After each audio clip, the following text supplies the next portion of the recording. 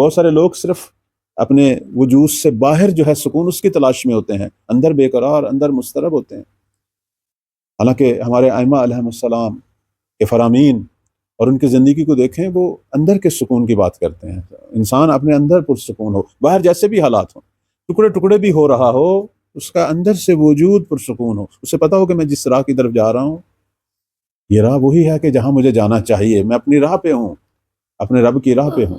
جیسے کہتے ہیں ہم کربلا میں، ویسے ہمارے مصائب کے اپنے اپنے انداز ہوتے ہیں۔ کہتے ہیں جیسے جیسے وہ وقت نزدیک آ رہا تھا، صبح عاشور نزدیک آ رہی تھی، اصحاب حسین کے چہرے جو ہیں وہ سرور اور بشاشت کی شدت سے سرخ ہو رہے تھے، اور آپس میں ان کا مزاح بڑھ رہا تھا بجائے کہ پریشان ہوتے۔ کہتے ہیں اندر کی دنیا پرسکون ہونی چاہیے، حالانکہ پتہ تھا یہ ساری فوجیں جو ہیں وہ ہمیں قتل کرنے کے لیے اکٹھی ہوئی ہیں۔ انسان مضطرب ہوتا ہے جب دیکھتا ہے میرے حالات بگڑ رہے ہیں، لیکن جیسے جیسے صبح عاشور آ رہی تھی چہروں کی سرخی بڑھ رہی تھی، اور شدت سے انتظار کر رہے تھے۔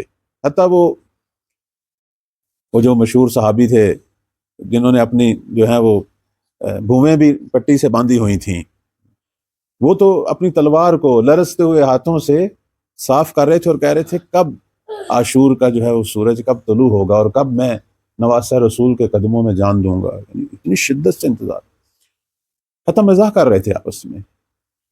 اور خود سید الشہداء کے اگرچہ ہم مصائب کے کئی رنگ بیان کرتے ہیں، لیکن حقیقت یہی ہے۔ کہتے ہیں سید الشہداء جس طرح عصر عاشور تک پہنچ رہے تھے، چہرے کی سرخی بڑھ رہی تھی، چہرے کا سکون بڑھ رہا تھا، اور ہمت جیسے انسان کے اندر طاقت بڑھ رہی ہو۔ جیسے جیسے لقاء پروردگار کے لحظات نزدیک آ رہے تھے، سید الشہداء کے اندر ایک عجیب جو ہے وہ تجلیات تھیں، شجاعت کی، بہتابی پروردگار تک پہنچنے کی۔ اس لیے کہتے ہیں کہ یہ لشکر اشقیاء حیران رہ گیا کہ جب سید الشہداء نکلے ہیں لڑنے کے لیے اور لاشوں کے ڈھیر لگا دیے۔ اب یہاں آپ دیکھیں اہل مقاتل جو ہیں لکھتے ہیں کہ پتہ نہیں 9000 کچھ بیان کرتے ہیں۔